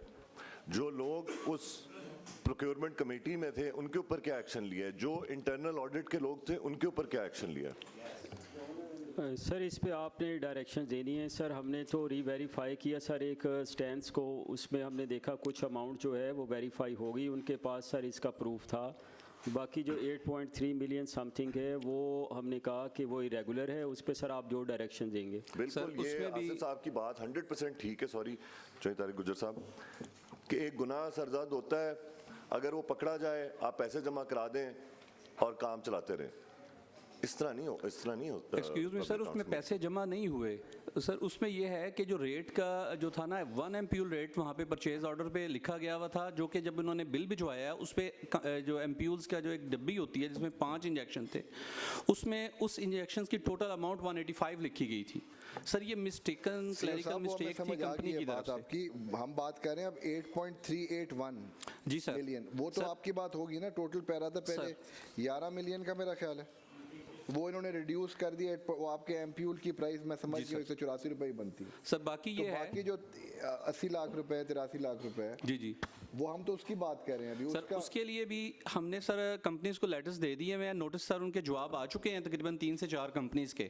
सर उसमें 2 से 3 कंपनीज के जो जवाब आए हैं अभी हमने जो परसों हमने स्टडी की हैं चीज़ें, उसमें भी सर इसी तरह के इश्यूज हैं कुछ। तो सर जो है ना ये इसमें से जो है ना ये तकरीबन हमारे सारे हम इनको जो है ना नोटिस दे चुके हैं और इंशाल्लाह ये रिकवरी सारी उनसे वापस हो जाएगी। और इस पे प्रोब भी करें जी department level. Same thing is being repeated. They know very well what we are asking and we know very well what they are replying. I picked it जी, I've picked it. इस पे probe भी fix करें जी। चौधरी साहब आपने, sorry मैंने आपको interrupt कर दिया, प्लीज सर प्लीज चलें जी, आगे चलें जी। सर ये नारोवाल से ही एक और पैरा है sir 6.4.2 sir irregular appointment of contingent paid staff, ये सर 6.312 मिलियन का पैरा था सर। इसमें सर डायरेक्शन ये दी गई थी PAC की तरफ से कि ये जो इस तरह का स्टाफ रखा गया है ये चूँकि एक जगह पे आया है तो बाकी डिस्ट्रिक्ट्स में भी होगा। तो इसमें सर डायरेक्शन ये थी कि डिपार्टमेंट जो है इस तरह के तमाम केसेस को दूसरे डिस्ट्रिक्ट्स में भी देखे, उनको क्लब करे और फिर उसके मुतल्लिका जो है एक पॉलिसी डायरेक्टिव इशू किया जाए जहाँ पे जो चीज़ इरेगुलर है उस पर भी सर आप कोई डायरेक्शन देना चाह रहे थे।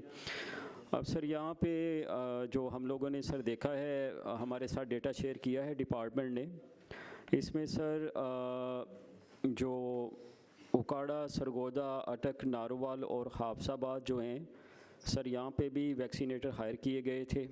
इसी तरह सर चकवाल, गुजरांवाला, सरगोदा, शेखुपुरा, रावलपिंडी, अटक, नारोवाल और मंडी बहाउद्दीन में भी सैनिटरी पेट्रोल जो हैं वो हायर किए गए हैं। Second, I want you to stop here. This again, yesterday we saw कि वो जो बैंड मेडिसिन का पैरा है वो एक जगह एग्जिस्ट करता है लेकिन वो प्रोविंस वाइड इशू था। फिर आप ये देखते हैं कि आपने यहाँ पे पैरा बना दिया, हमें ये पैरा ना उकाड़ा में नज़र आया, ना सरगोदा में नज़र आया, ना अटक में नज़र आया, ना चकवाल तो या तो आपने फिर इधर गलत पैरा बनाया या फिर आपके बाकी स्टाफ ने जहाँ पैरा बनता था वहाँ पे पैरा प्रिंट नहीं होने दिया। So this you have to tell us कि क्या ये पैरा गलत है या फिर बाकी ज़िलों में आपके ऑडिट ऑफिसर्स ने काम ठीक नहीं किया। सर आपने काफ़ी दफ़ा यूनिफॉर्मिटी के ऊपर बात की है सर, इसमें हम लोग समझता हूँ कि डेफिशिएंट हैं सर। ये पैरा अगर आया था तो सारी जगहों पे क्रॉस होना चाहिए था। सर मैं एक छोटी सी सबमिशन करना चाह रहा हूँ सर। हमारे लोग 7 दिन के लिए जाते हैं ऑडिट पे और वो जो 7 दिन होते हैं ये जब बन रहा था कोई ऐसा हमारे पास नेटवर्क नहीं होता कि जैसे एक बंदे ने एक जगह पे पैरा बनाया तो वो फ़ौरन ही सब बाकी सारी जगहों पे भी अलार्म बज जाए। होना तो ये चाहिए था लेकिन इसके लिए हमें रियल टाइम डेटा चाहिए होता है कि हर शाम को हमें पता चले किस जगह पे क्या बना है। आफ्टर 7 डेज़ जो है हमारे ऑडिटर जब वापस आ जाते हैं तो फिर हमें पता चलता है कि वो किस तरह की रिपोर्ट्स बना के लेके आए हैं। अब उस वक्त तो वो वहाँ ऑडिट करके वापस आ चुके होते हैं तो ये इस तरह की कुछ हमारे सुबह DAG से मीटिंग हुई है जिससे मैंने ये इशू फ्लैग किया और मैंने कहा जी कि हम आपको इसके ऊपर PSC खुद आपको एक ब्रीफ बना के देगी।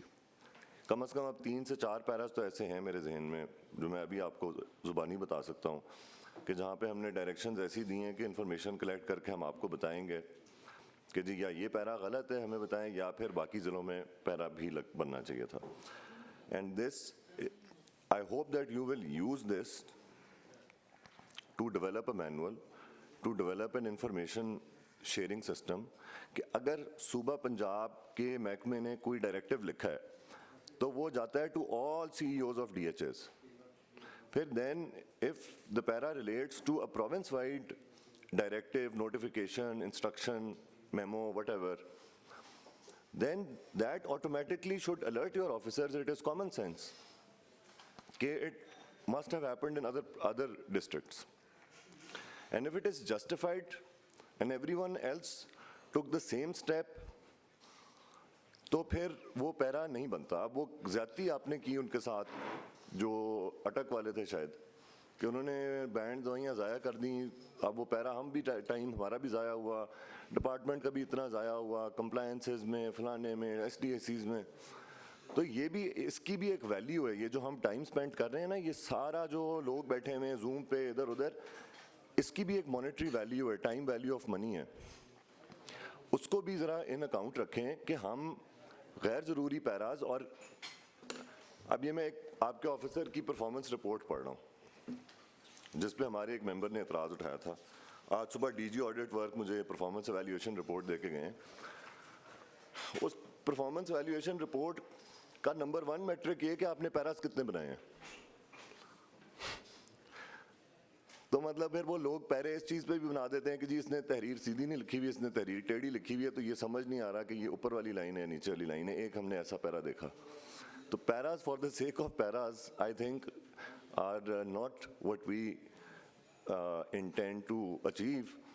What we want to do is get to the real issues. So please,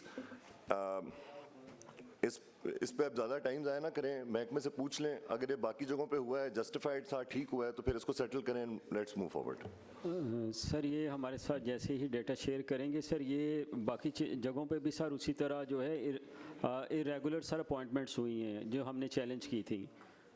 हमने सर एक जगह पे एक इरेगुलरिटी देखी। सर 12 डिस्ट्रिक्ट पे डाटा जो आया है उसमें ये चीज़ें हुई हैं और 7 डिस्ट्रिक्ट ने हमें सर्टिफिकेट दिया है। उन्होंने डिस्ट्रिक्ट के नाम लिए सर, तो 7 डिस्ट्रिक्ट में यह है कि उन्होंने कोई ऐसी रिक्रूटमेंट नहीं की है। जो डाटा हमने कलेक्ट किया 19 डिस्ट्रिक्ट का हमने वो मतलब चंक लिया था। ये जब ऐसी हायरिंग करते हैं सर, आपके अप्रूवल के बगैर तो कोई नहीं कर सकता ना। They have to take approval from Punjab. ये ऐसे ही कर सकते हैं DHQ वाला? नहीं सर, डिपार्टमेंट अपनी इंस्ट्रक्शंस इशू करता है और फिर दे हायर इट ना। और सम केसेस में सर इनके अपनी जो लोकल रियलिटीज़ होती हैं वो भी जो हैं उसके मुताबिक भी ये करते हैं। It happens both ways. ये नारोवाल, डीसी नारोवाल हैं जूम पे?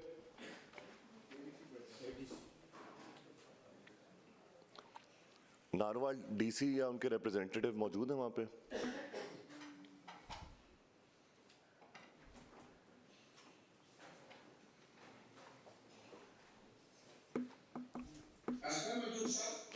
जी आपका तारुफ अपना करा दें जी।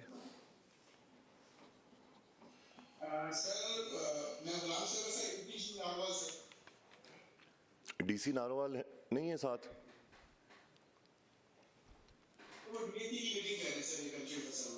किसकी?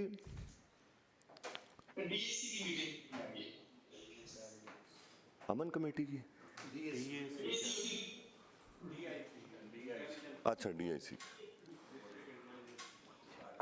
भाई इसमें आप सीईओ हेल्थ को बुलाएं और इसकी डिटेल्स फर्निश करें। ये किस दौर में हुई थी?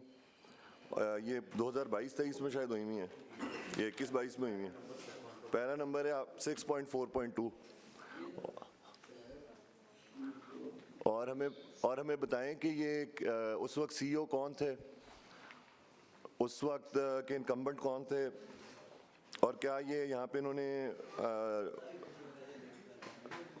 प्रोसेस फॉलो किया था, नहीं किया था? अगर ये इरेगुलर है then the officer will be punished. Same goes for all the districts. ये नोट कर लें जी कमेटी की direction. Let's move forward. Next भी नारोवाल का पैरा है जी, पैरा नंबर 6.4.4। सर ये doubtful expenditure on printing charges हैं सर, ये 3.267 मिलियन का सर पैरा है। सर ये पैरा डिस्कस करने से पहले सर मैं पीएसी के सामने सर एक इशू रखना चाह रहा हूँ जो कि यहाँ पे क्लब मेरे पास अभी नहीं है। डेटा सर हमने इकट्ठा किया है सर। सिचुएशन ये है सर कि तमाम डिपार्टमेंट्स ने जब कोई प्रिंटिंग करवाना होता है, ये सर मेरे पास हैं सर, ये कोई 7 पैरास हैं जो मुख्तलिफ ये 23-24 में सर हम लोगों ने मुख्तलिफ जगहों पे देखे हैं सर। ये सर प्रिंटिंग के मुतलका पैरास हैं और ये रेगुलरली जो हैं मुख्तलिफ जगहों पे देखे जा रहे हैं। होता ये है सर कि अगर मैंने भी प्रिंटिंग करवानी है अपनी ये रिपोर्ट्स की, तो सबसे पहले मैं प्रिंटिंग प्रेस को लिखने के लिए मजबूर हूँ कि मैं उनको लिखूँ। मैं सर जब उनको लिखता हूँ तो वो आगे से मुझे एक एनओसी देते हैं। उस एनओसी में लिखा हुआ है कि इट्स अर्जेंसी, और अर्जेंसी की वजह से वो मुझे वो प्रिंट करके नहीं दे सकते और उनके पास कैपेसिटी नहीं है। फिर सर उन्होंने प्री क्वालिफाई करके कोई 10-12 लोग रखे हुए हैं और सम टाइम ये होता है कुछ डिस्ट्रिक्ट्स में एक ही प्रिंट करने वाली कोई कंपनी है। अब सर वो उसको नॉमिनेट कर देते हैं। हम लोग वहाँ पे जब प्रिंटिंग के लिए जाते हैं तो हमें अर्जेंसी भी इन्वॉल्व करना पड़ती है जो कि एज सच होती नहीं है। अब सर ये एक ऐसा इशू है जो कि एवरीबडी इज़ फेसिंग। चीज़ें इवॉल्व कर चुकी हैं, पेपरा आ चुका है, पेपरा आने के बाद ओपन कंपटीशन में प्रिंटिंग की जा सकती है। और जब ये प्रिंटिंग प्रेस बना था तब पता नहीं उनके पास क्या कैपेसिटी थी, क्या इशू से। आज तो sir in almost every second case वो हमें एक एनओसी ही देते हैं और उन्होंने आगे प्रिंटर्स रखे हुए हैं जिनके पास हमें भेज देते हैं। अब मैं सर इसमें ये चाह रहा था कि अगर आप थोड़ा सा इंटरवीन करें, फाइनेंस सर हमारे पास बैठे हैं, हमें इसके ऊपर पॉलिसी इंटरवेंशन करना चाहिए। और ये जो एक बिला वजह का कंपल्शन है कि पहले आप एक एनओसी लें और उसमें एक फेक एजेंसी भी इन्वॉल्व करें, everybody is now committing this bad practice. तो हमें इसको देखना चाहिए, बेहतर करना चाहिए और ओपन करना चाहिए। डीजी साहब मैं आपको इंटरप्ट करूँगा बिकॉज मिनट्स में, यानी कि जो ओरिजिनल पैरा जब डिस्कस हुआ था तो केस किसी और लाइट में प्रेजेंट हुआ था। आपने कहा था कि audit pointed out that procurement under the head printing and publication was made during fiscal year 17-18 but payment was made from the budget allocation for the fiscal year 21-22 without approval of the FD. The department explained that demand for printing job regarding dengue was referred to government printing press, but it was advised by the government printing press to get the printing job done from private firm. Accordingly, supply order was issued to the private firm and bills were duly vetted by the government printing press Lahore. The additional secretary monitoring FD opined that concurrence from FD was required for making payment of such liabilities from budget of subsequent years. मेरा जहाँ तक ख्याल है समद साहब, local governments के लिए ये कदगन नहीं है, because they are independent governments which includes DHAs and DEAs. उनका बजट जो होता है वो लैप्स नहीं होता, वो अपनी लाइबिलिटीज़ खुद क्लियर कर सकते हैं विदाउट एनी अप्रूवल, जहाँ तक मेरी अंडरस्टैंडिंग है। सर सब मिक्स हो जाता है, बिल्कुल लैप्स नहीं होता। हाँ। लेकिन फॉर फाइनेंशियल डिसिप्लिन उस साल का एक्सपेंडिचर उसी को बुक होना चाहिए, ये बात थी सर। अगर इन्होंने वो की है तो हमसे परमिशन ले लें, बस इतनी बात है सर। अगर देखें, the committee directed that record in support of departmental contention be verified by audit and necessary rectification of expenditure be sought from the competent authority. Obviously this is अगर actually physically verify होता है, वो रसीदें print हुई थी और expenditure उसी की payment late हुई है, तो मेरा नहीं ख्याल कि ये कोई बहुत मेजर पैरा है, इसको सेटल करना चाहिए। सर रेगुलराइज हो जाएगा सर। हाँ जी, रेगुलराइज हो जाएगा, रेगुलराइज कर दें इसको, रेगुलराइज कर। सर इसमें एक रिक्वेस्ट ये है कि कल हमारी डिस्कशन हुई थी पेंडिंग लाइबिलिटीज़ पे कि डिपार्टमेंट पे नहीं करता। दिस इज़ द पैरा, मतलब है जो इंस्ट्रक्शंस हैं वो बिल्कुल रेफर कर रही हैं कि जब हमें पेंडिंग लाइबिलिटीज़ आती हैं डिपार्टमेंट को, आप 2017 की दे दें, 2021 की दे दें, 2022 की दे दें, तो जिस साल का बजट होता है उस साल का खर्चा सर उसमें बुक होता है। यही एफडी की इंस्ट्रक्शंस हैं सर, और पिछली जितनी भी हमारे पास आती हैं पेंडिंग लाइबिलिटीज। एक मैं आपको बता दूं, अगर आपके इल्म में नहीं है सर, मैंने कल भी ये क्लियर कट कहा था, आज भी कह रहा हूँ, not about the current secretary health primary sir, उससे पहले 2-3 साल सर पैसे नहीं मिले। एक बल्ब लगाने के लिए आपके DHS में पैसे नहीं थे आपके CEOs के पास। मेरे अपने पेट्रोल पंप से 3 करोड़ का बिल था, गाड़ियां उनकी खड़ी हो जाती थी, मिन्नतें आके करने के लिए आते थे और वो लेके जाते, पैसे ही नहीं थे, रिलीज ही नहीं बजट हो रहा था। यहाँ साल के आखिरी क्वार्टर तक 75% बजट नहीं लोकल अथॉरिटीज़ को मिलता था, तो उसमें पेंडिंग लाइबिलिटीज़ तो रहनी थी।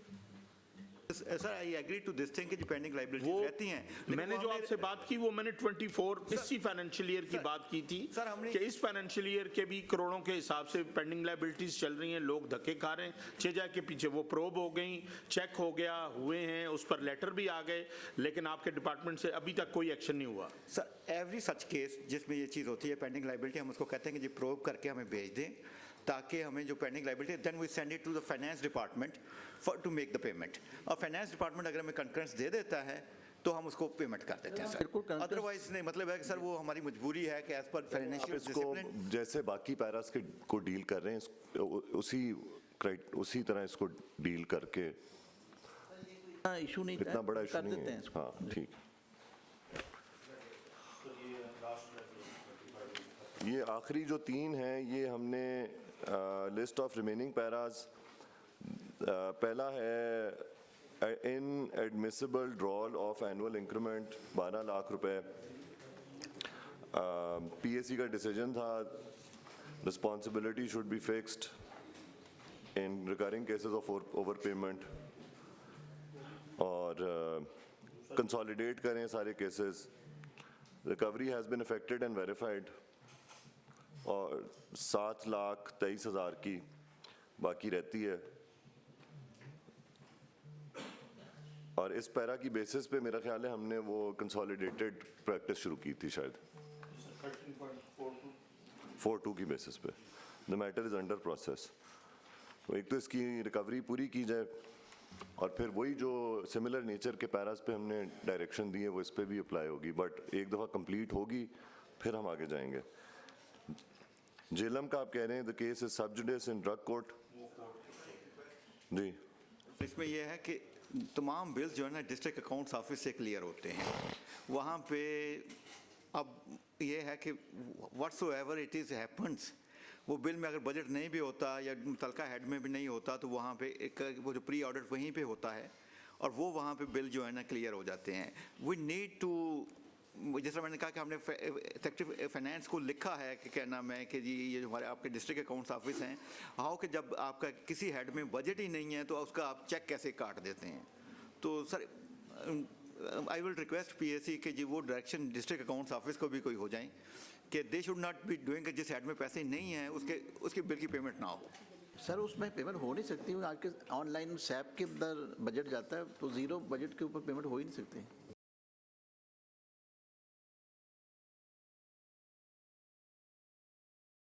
गर्मी पसीने आ रहे हैं। शेख साहब, आपको जो बंदा ब्रीफ कर रहा है ज़रा गौर करें उस पर, वो क्या ब्रीफ कर रहा है आपको और आप क्या बता रहे हैं? नहीं, आजकल सर ऑनलाइन बजट होता है, वहाँ जस्ट 0-1 नहीं होती पेमेंट।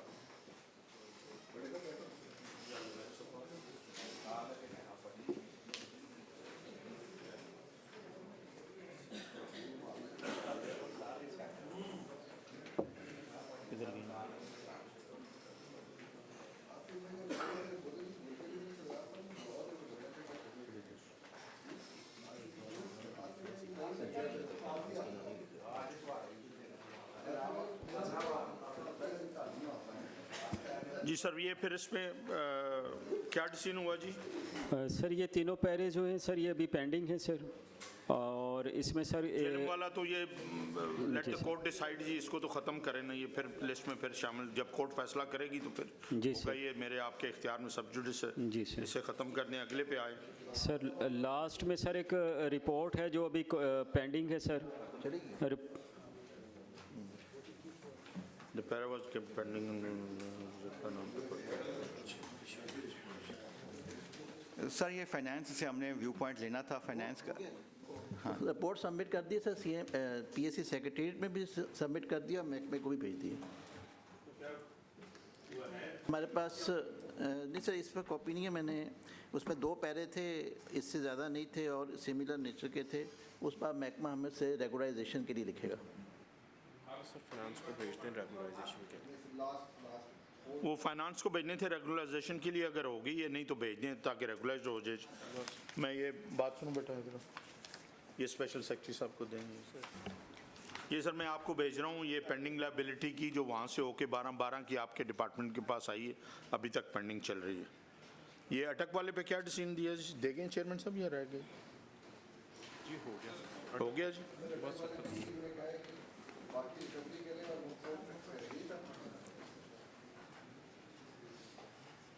ठीक है। जो नेक्स्ट है जी,